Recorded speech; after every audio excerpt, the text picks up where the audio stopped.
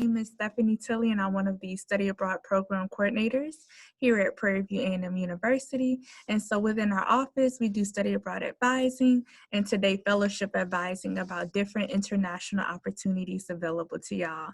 I see some familiar faces and some familiar names, so it's good to see Odaria, Sahar, Prosper, some students that I've worked with in the past, and also some new names. So without further ado, I'm going to give it to Nakia, who is a Prairie View alumni, and she's currently at Texas State. I'm an alumni of Texas State and soon to be an alumni of Prairie View, so I'm excited. So I'm gonna give it to you, Nakia. Hey guys, well, thank you for the great introduction. Can everybody hear me okay? Awesome, good, because I'm in another area because I had some internet connection. So hopefully this works. Again, my name is Nakia Edmond. I graduated from Prairie View back in 2017 with my bachelor's in criminal justice. But during that transition period, I actually got to study abroad through Prairie View. I got a scholarship to study in China with an external partner of the university. So that kind of inspired me to study international studies and concentrate in Chinese cultural affairs and language here at Texas State, where I got my master's in 2019. So it's been a rough time. Thankfully, it was before COVID, so let's be grateful for that. So definitely during this presentation, I want to show you guys the perks of studying a foreign language, especially during this time, and also as HBCU students, you might not have a lot of access to fully funded opportunities. So I thought this was a good idea to present to you guys and hopefully give you some perspective exactly what's out there for you and what's there in general that you can apply to do language study and also have cultural awareness of what's going on around you. So let me share my screen with you and hopefully you guys can see it. Let me know, I made you co-host, so you should be able to share it. Okay. Let me know what you guys can see or you can see it. Yes. Okay, awesome. So today we're going to be talking about the Critical Language Scholarship that's created by the U.S. Department of State, and what I want you guys to really just take into consideration of during this presentation of any questions that you might have for me, just go ahead and put those down in the chat below and we'll get to those hopefully by the end of the presentation so I get a awareness of where you guys' heads at and what kind of questions you might be able to, might want to know or might want to engage with me about, because you might not see a lot of people of color giving this presentation. So definitely ask those deep down questions in order to get them answered, and don't be afraid whatever question you might have. So to get started,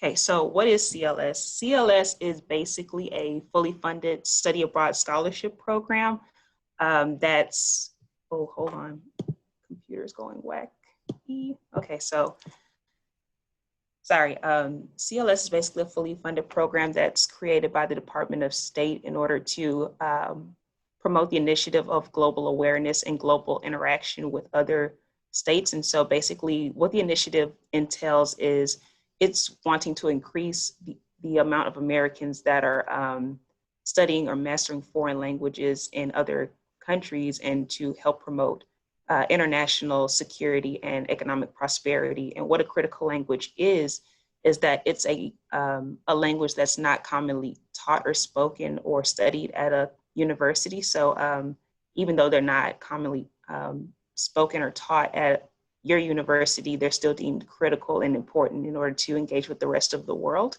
And so they thought this program would be very helpful in order to achieve that, in order to make sure we're still able to create Americans that are fully aware of what's going on around them culturally, but also have people ready to engage with the global workforce that's becoming more international day by day. So the critical language offers 15 language options for you. 9 of the 15 do not require any prior experience for you to apply. But if you're wanting to study Arabic, Korean, Portuguese, Russian, that requires 1 year of prior study to applying for the program. And also Chinese and Japanese require 2 years of study study experience, and generally how you're able to show this experience is that you're usually doing it through college coursework. So at your university, you may be taking foreign language courses that are relevant to the languages that we have to offer you. But also a lot of students who may not have access to these languages on campus, they usually do substitutes such as self-study, personal tutoring. They know someone in their family that can speak the language, or a host of other things such as media outlets. So they have alternate resources to use in order to get that language requirement. But as long as you have the requirement completed before the program starts, you should be okay. And I'll take this time now. If you guys are up for it, go ahead and put in the chat what language you're interested in studying and why. And most definitely, I'll get to those when I'm looking at the, when we're looking at the writing tips portion of the application, because that's definitely going to tie into what I have to say toward the end of the presentation.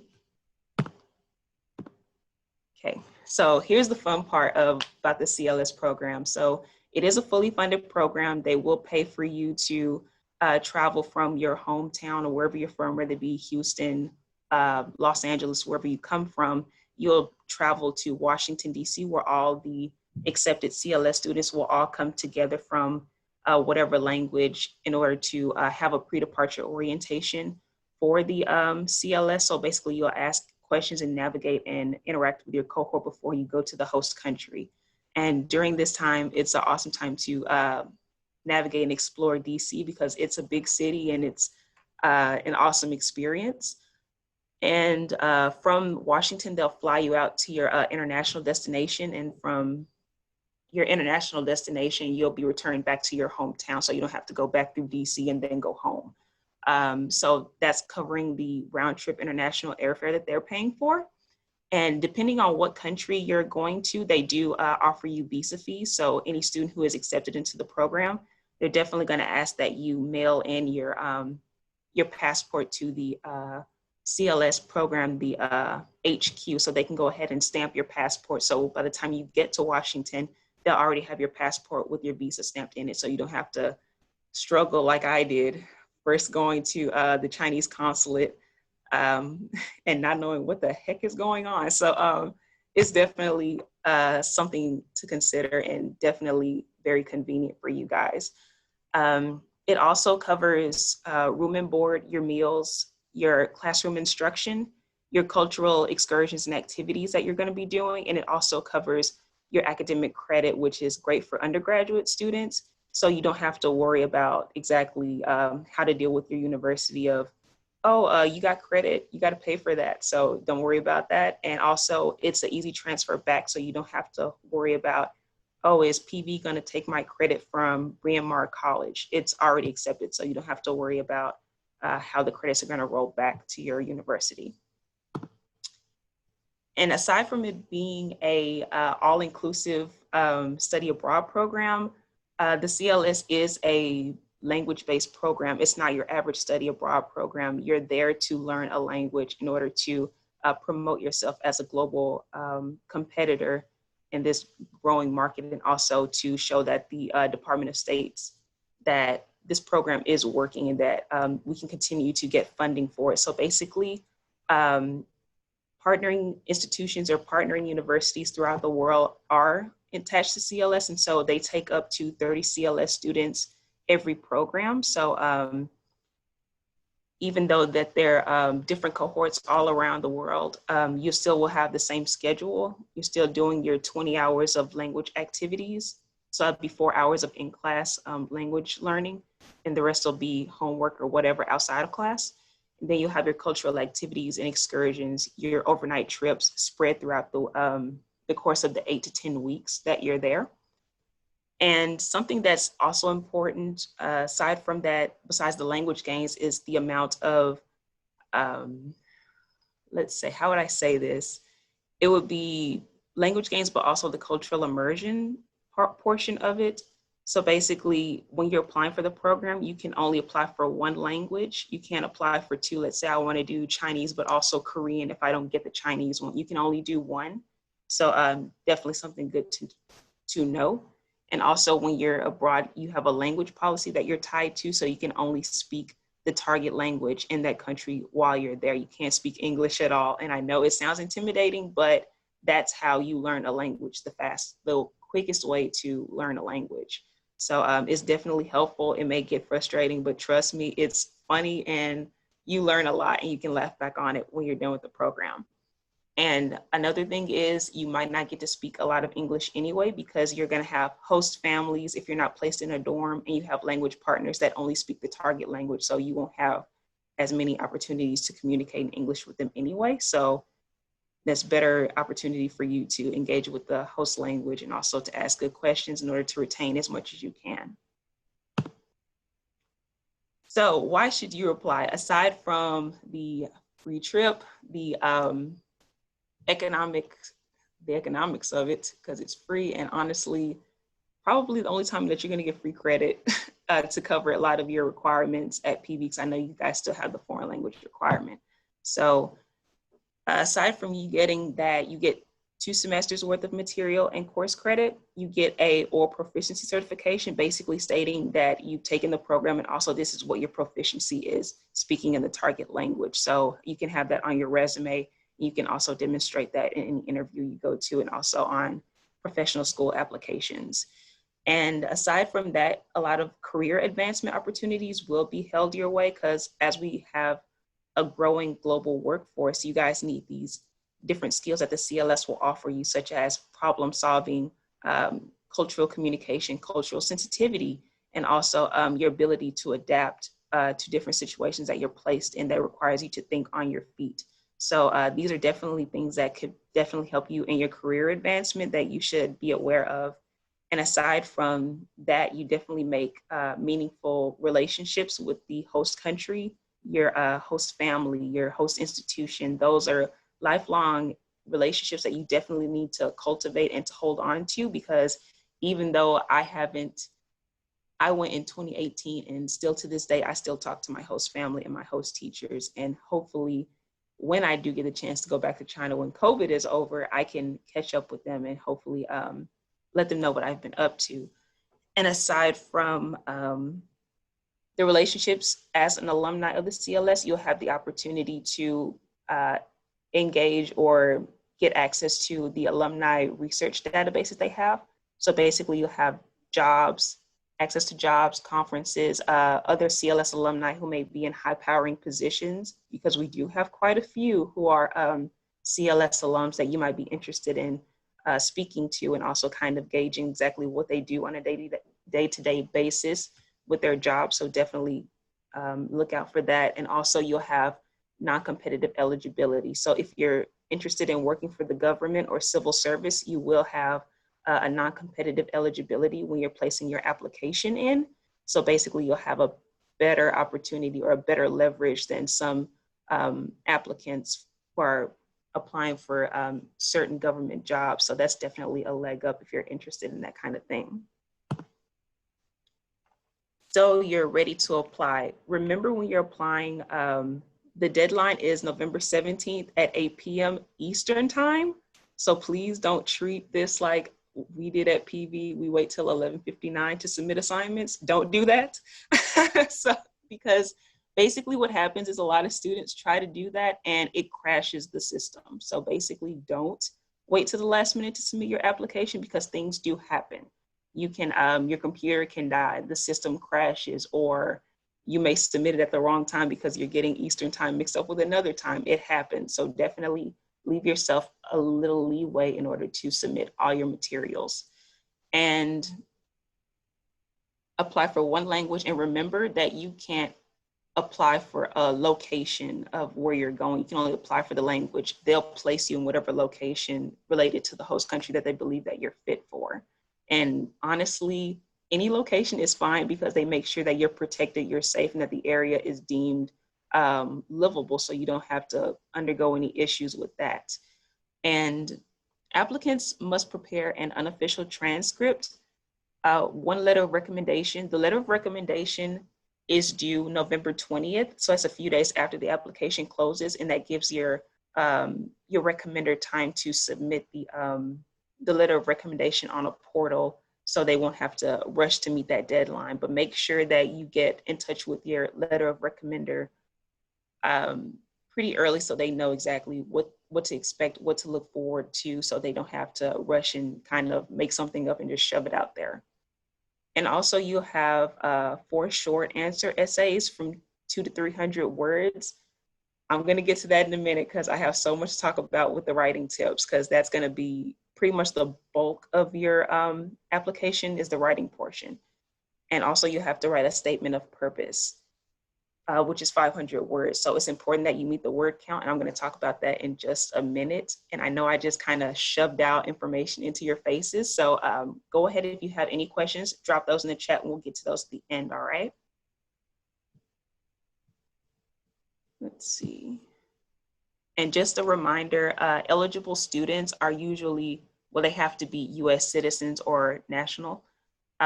You have to be enrolled in a US degree granting institution, which you guys are. You're all Prairie View students, so you guys are fine with that. And you have to be 18 years or older by May 15th, 2021. And just by a show of hands, is everybody 18 and older? Cool, it's good. I ain't gotta go over that. Because I was gonna say, if you're not 18, you have to be 18 by the time of the deadline. So you also have to have 1 year of college level experience to apply for the program. Thankfully, all of you are over 18, so this isn't an issue. And all backgrounds are welcome. So don't let your major in biology or chemistry or nursing stop you from applying for this program, because they want anyone and everyone to apply. And it doesn't matter what you look like, you know? So definitely don't be discouraged by what you may see or what you may think applying for these high-powered fellowships, because definitely something to take into consideration is 40% of recipients of this scholarship are people of color. And also 25% have financial need base. So definitely feel at home, feel confident that your application will be taken seriously, aside from all the others that come through. So, writing tips for a successful CLS application. God, this happens a lot. So, something that when I look at student applications, something that I tell students to consider when they're writing their essays is to keep these 3 points in mind. How does the CLS connect to your future goals? When I say that, think about your major that you're doing right now.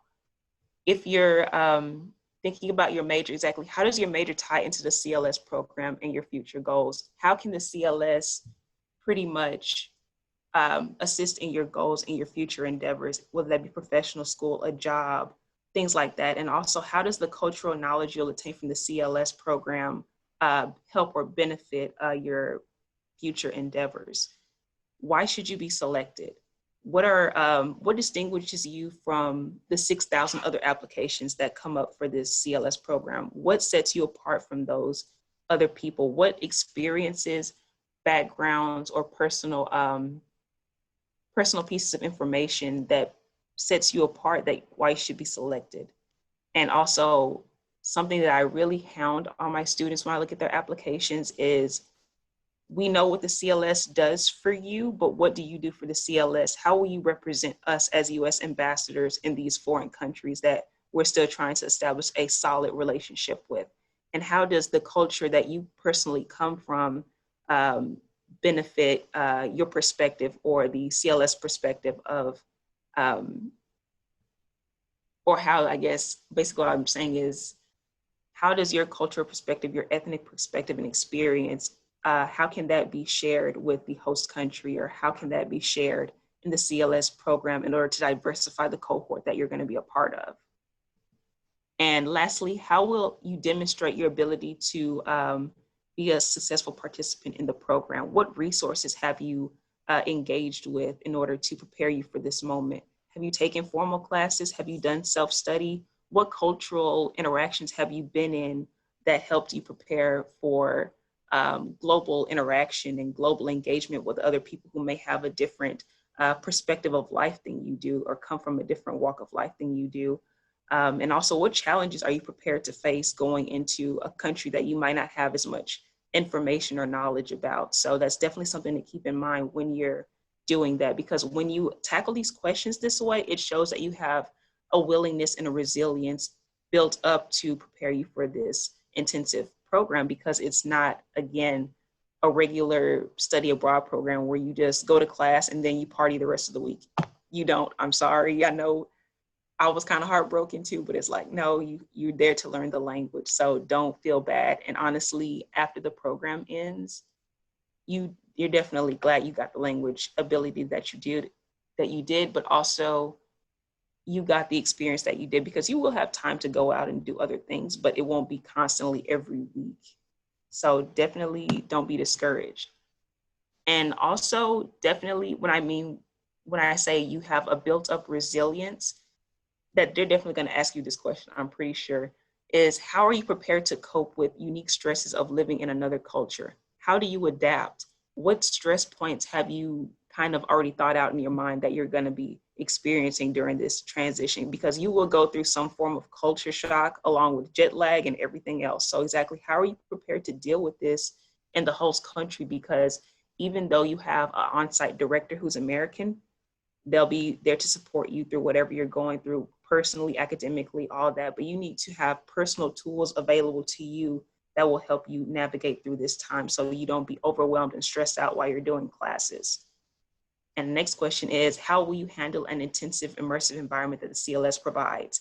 You cannot speak English during this program while you're there because of the language creed.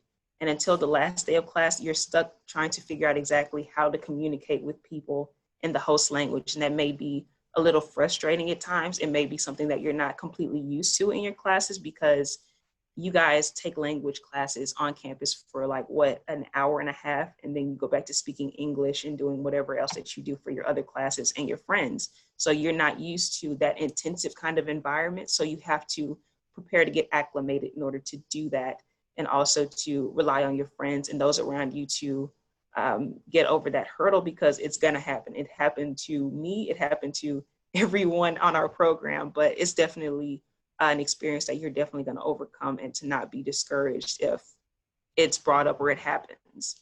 And lastly, highlight the perspective and experiences you bring to the CLS as an individual and as an American. I definitely want you to think deeply about who you are as a person, because I really enjoy listening and reading about some of my CLS students who identify as they're a Black queer woman, or a bisexual Latino. And basically with those multi-factors, they have individual challenges that they have to address in order to build up that resilience and build up that character that shapes them into the person that they are today. And basically that's what the CLS wants to know, exactly who is applying for this program, who is going to represent us and represent the US as a diverse country that we are, and how would they basically impact the cohort that they're a part of. That's definitely some questions that you have to keep in consideration when you're writing your application, because basically you're telling them a story of exactly who you are, what you plan to do, how do you plan to succeed in the program, exactly how do you plan to be the best US ambassador that you can be. And definitely keep these questions in mind when you're writing your essays. And also some general tips from an alum of both PV and CLS. Always have 2 to 3 eyes on your paper. Do not try to go at this alone. Don't write your paper by yourself and just ship it off. Talk to your CLS advisor. Talk to another professor also, and also use the writing center to tighten up grammar, because you have to hit that word count or hit below it, because I've seen a lot of students who have went 1 word over. So it could be 200 to 300 words, but you hit 130 words or something like that, or 101 words, they will slash your application just for that, because you can follow the rules. So in order to not be that person, definitely keep 2 to 3 eyes on your paper to make sure your application is solid, it's tight, it answered the question exactly, because they have to go through over 5,000 to 6,000 applications. And basically you have to tell a story. It has to be engaging in order for them to remember you out of all those students. And also be prepared to write more than 2 drafts.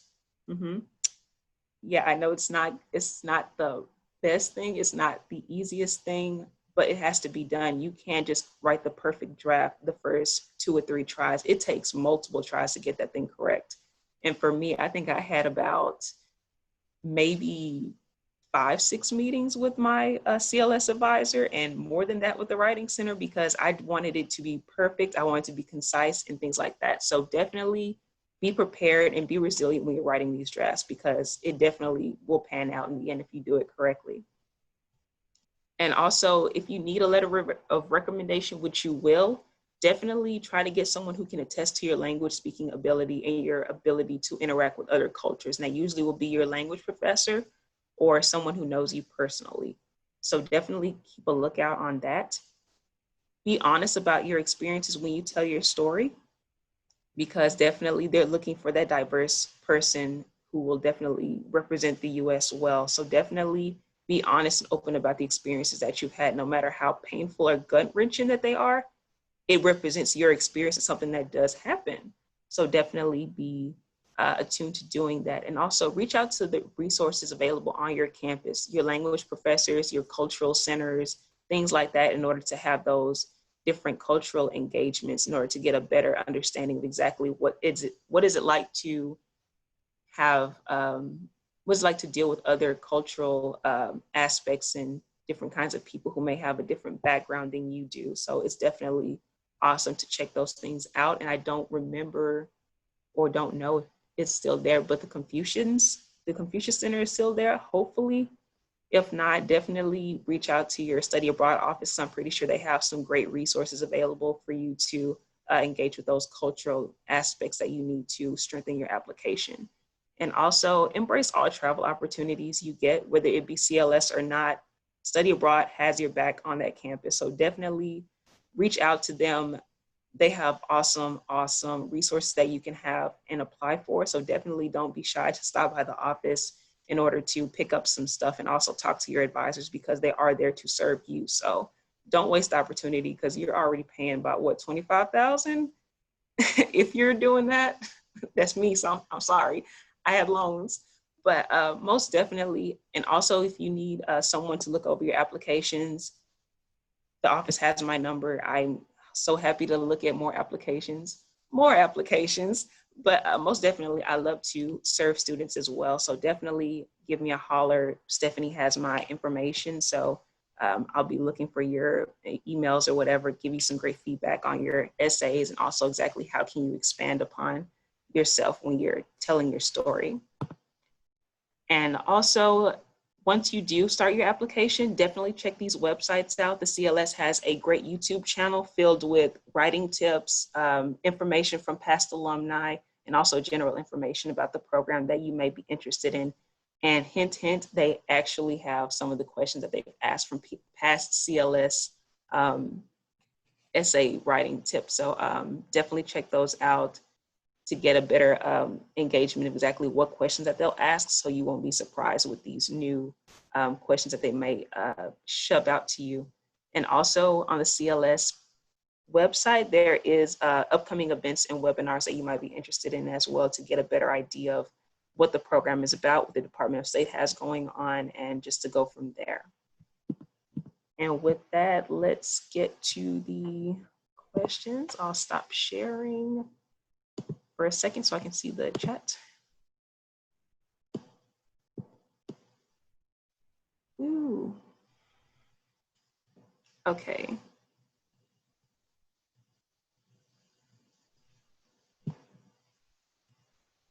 Okay, so whoa, there's a lot of questions. So do you guys mind if I just like answer them as I see them, or?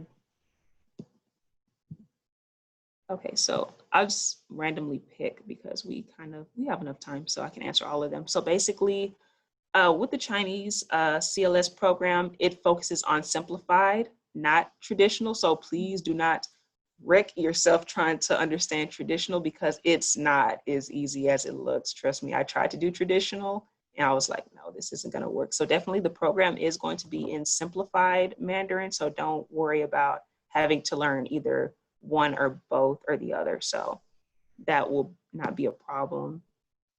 And how did I gain years of 2 years of learning experiences for my language before being accepted. For me, when I attended Prairie View, I didn't teach, I studied up until, yeah, till 4 semesters of Chinese. And then I studied abroad in China for the first time back in 2016, not through the honors program at PV, but through an external source. It's called CEA. And so I had just enough for the experience portion of that. And I also did outside study too. So I didn't have as much of an issue meeting that language requirement that they asked for with Chinese having 2 years under my belt already. And let's see. Let me go in order because you guys bombarded. Okay, so. Okay, so what if you studied language in high school? Will it count? Yes, it will. Self-study, high school coursework, if you can prove the high school coursework, it will count. So definitely be attuned to using that if you need to, because it does count, most definitely. That's a great question too, because I actually get that a lot. Because sometimes high school do require you to learn a foreign language. You may have access to it, but on college campuses, it's not really a thing out there. So great question. Okay, is there a proficiency test to do? Honestly, you won't do your proficiency test until you actually reach the host country. So in order to sort you in what level you'll be placed in, whether it be intermediate 1, 2, advanced 1, 2, you have to do a oral proficiency test with your examiner who's already on site, and they'll basically sort you into what level you're in. So you don't have to worry about that, and you won't have to, I guess, feel the pressure of you have to know this in order to do well in this. It's like they know your pace, they know exactly how you're gonna progress. So definitely don't worry about that. And honestly, with the proficiency test, you will, if you don't do well the first time, you'll always have a second time to go back and try it if you didn't do well the first time. But you don't have to worry about that, because honestly, going in, I did terrible because I was so nervous the first time. But when I went and did it the second time, I tested into advanced 1. So it was honestly a great experience. And honestly, you learn a lot during that process. Okay, so hold on, I'm getting some more. Okay, so the US Department doesn't have anything like this for Spanish speakers, I believe, or Spanish learners. They're mostly attuned to focusing more on the critical language aspect, and Spanish isn't one of those critical languages yet. So I would definitely check the Department of State's website to see if they have anything upcoming for Spanish learning. So definitely check that out. That's a good question, because I was thinking too, is like, wow, Spanish isn't a critical language, but everybody speaks it, or everybody is requiring you to speak, especially on job applications.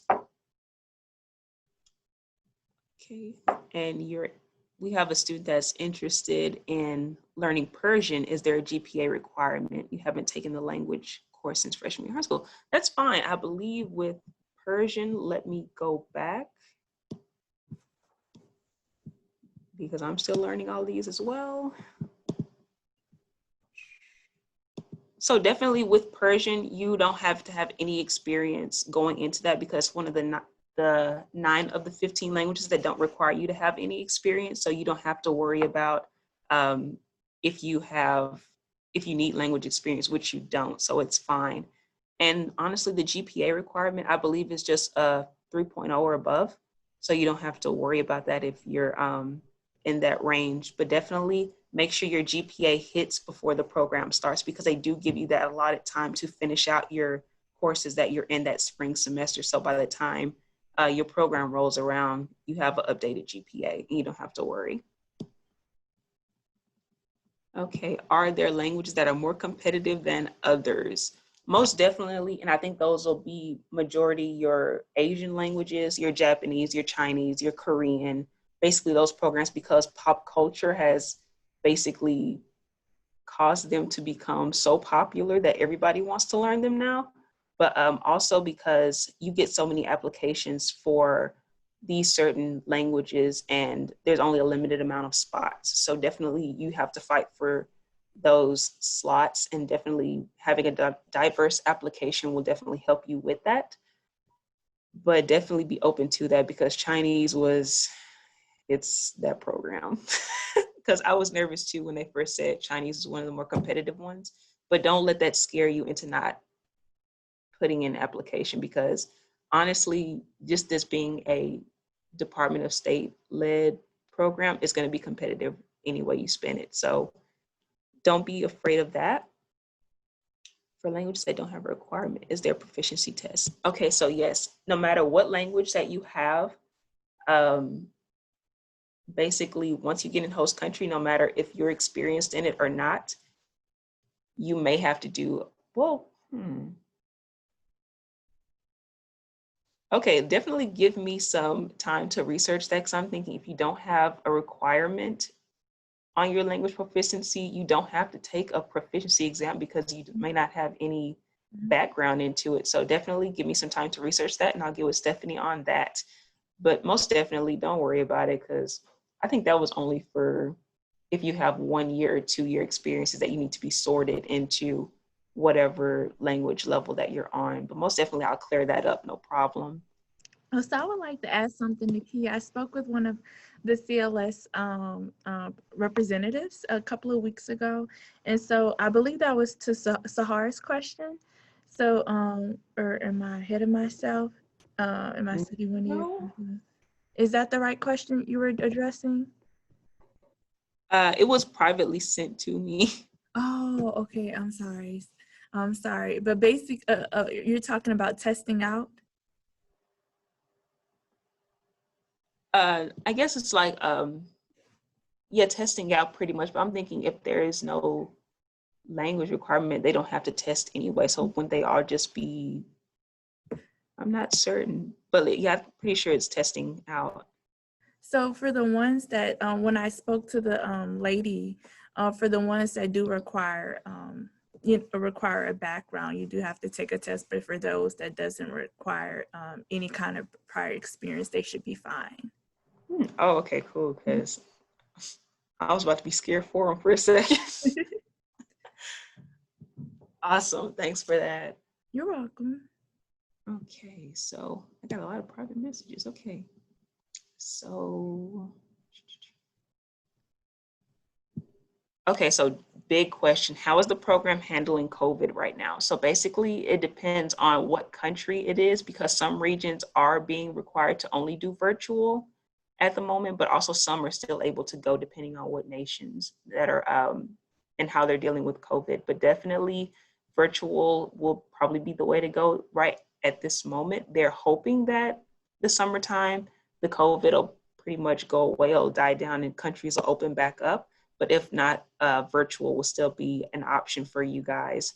So definitely be on the lookout for that. And I mean, it's not the program's fault, but also they still have to follow CDC and Department of State guidelines for your safety and travel. Because if you go to a country that has a high COVID rate, you guys could be exposed and stuff can happen. And they do have your best interest at heart to keep you healthy and safe. So if they have to do virtual, that is just something that they have to do.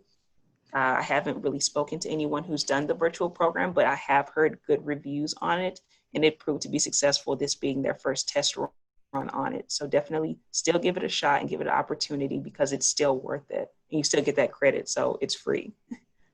I would like to add to that. The representative I spoke to was Ms. Natalie Spencer, and she said they hope to host 2021 personally, but if not, it will be virtually. And how it's set up is very much so cohort style. So so it's a very intimate experience. It is intensive, but she said it's still a really great experience, and she was able to give me some ideas of what that looked like. Awesome. That's good to know. I definitely need to see exactly how the virtual portion of it goes, so we know going forward how it's going to be. So, awesome question from Sahar. Please tell me I said that right. Sahar. So, basically, she studied Chinese for she studied Chinese for 1 year and studied abroad in China. Do you still need to study 1 more year? It depends, honestly, how many credits you've gotten, but I'm pretty sure you would still need about at least 1 semester of Chinese more. So you'll be able to hit that mark so you can have technically 4 semesters being 2 years under your belt. But you can definitely email the Chinese coordinator. She has information on the website, which I can give to you as well, about exactly if you meet the requirement or not. But I would still say maybe 1 semester more, depending on what study abroad program that you went on, because some, like the CLS program, could say you learn this many semesters worth of Chinese in this amount of time. So definitely email me about that, and I can get you the Chinese coordinator's email address so you can get that clarified. And just for clarification, Swahili doesn't require any, no. So Swahili is another one with no language requirement necessary, so you don't have to worry about that, thankfully, because I think, honestly, some of these, if they needed a requirement, that would be so complex, but I guess they have backups for this. So which languages does the CLS have trouble filling? Honestly, I haven't heard of them having trouble filling any, because they get so many applications a year that they'll never have a problem filling in spots. And also, because there is an overflow usually of students, if students who have won the award, if they decline it, they have alternates already prepared to fill those spots in, so they'll never have an issue with that. And if your native language is Urdu, do you still qualify? Yes, because a lot of students who come to these programs, they're already native speakers and they just want to learn certain aspects of the language, because I had a few on my cohort that spoke the language because they had a parent that spoke the language in their home, but they couldn't read it or anything like that. So readers, what did she say? She couldn't do something with it, but she said she couldn't read it. I remember she can speak it, but can't read it. And also something else she couldn't do with it. And she just wanted to learn the cultural aspects of the language in the host country, since she'd never been to the country where her parents were raised, but she can only hear stories about it. So it's been an awesome experience for her. So definitely don't be discouraged if you speak the native language. You'll still be qualified to go, because honestly, a lot of people have experience speaking the language, or they'd be mastered, honestly, at the fluency level. If it's advanced, cool. If it's not, still cool. You still have an opportunity, so don't worry about that. Any more questions? I think I have. Something I would also like to add in your application process is to show not only how this language aligns with your career goals, but your longevity and your interest in this language. So don't just pick a language just because like, oh, that's interesting to me, but also show like, how does this fit in your long-term goals? And so I want to really attest to Nakia's help. We actually had a recipient for the CLS for this past summer. She was selected for China, but unfortunately, it was 2 factors: COVID, and then unfortunately there were some personal occurrences in her family and life that didn't allow her to participate. But we worked with her. She was a nursing major, so as Nakia said, it doesn't matter your background, but her goal, her long-term goal, was to be a travel nurse. And so similar to Sahar's background, she studied Chinese for 1.5 years, I believe, and she also studied abroad. And so I really agree with Nakia. Try to get that extra semester, but also really lean on your self-study. And if you've studied in high school, really lean on those goals, because they take all of that into factor. But one thing that we noticed in the applications questions was, how does studying this language relate to your long-term goals, and how will you continue integrating this culture and that language in your career? So make sure that you really focus on that and hone in on that as well. Most definitely. And also, please, please do not tell them, oh, I want to do this to travel. No, please don't do that. I mean, we know they know that, but it's like, don't say that completely in your application, because it's just a bad thing. So most definitely. And honestly, yeah, I think we've given you a lot of tips on application, but definitely steer clear from that travel portion, because that's just terrible. I agree. And one more, within your essays, you don't want to tell, you want to show. So for example, you're like, this experience will make me more culturally aware. That's telling how it would make you more culturally aware. You want to show, demonstrate how does it make you more culturally aware. For example, you don't want to say, oh, I will be a great representative for the United States. You're just telling them, how are you going to represent the United States, and what in your actions, in your culture, in your background, what do you bring that make yourself unique? You really want to be descriptive in your essays. Right. Definitely. And honestly, when I think you're going to see the diversity when you actually get into your cohorts, exactly how different your cohort will be. Everyone's coming from a different walk of life than you. And honestly, just to have a cohort like that, you get to share perspectives of life with different individuals that you never thought you could. And I'm still friends with a lot of them to this day. And it feels like we've never just parted from each other, because we've been in a country stuck together 8 to 10 weeks, and you just grow that bond and that just natural affinity to defend them and to love and protect them at all times. Because you're going to have some people that just, gosh, I'm sorry, I just had a reminiscent moment that try you. So definitely just keep in touch with the people you've made friendships with, because they do help you out in the long run, most definitely.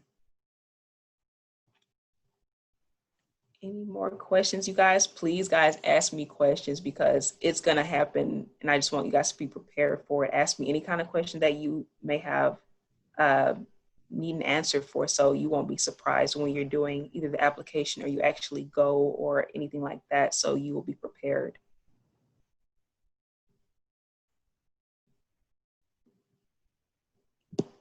Thank you so much, Nakia. We really appreciate you sharing your experience. So what I'm going to do is I'm going to follow up and send everyone this recording for their reference. And like Nakia said, if you're interested in moving forward, please communicate with us. I am the CLS advisor. I'm happy to help you with your application and review your essays. And then once I review them, I'm going to also send them to Nakia's way. She was very helpful with our last student in getting her to be a recipient. So please reach out. This is a really great opportunity, and like Nakia said, it's fully funded. Great opportunity to learn the language, great opportunity to get out your comfort zone, but also to do that with amazing people who share that same interest and passion that you do.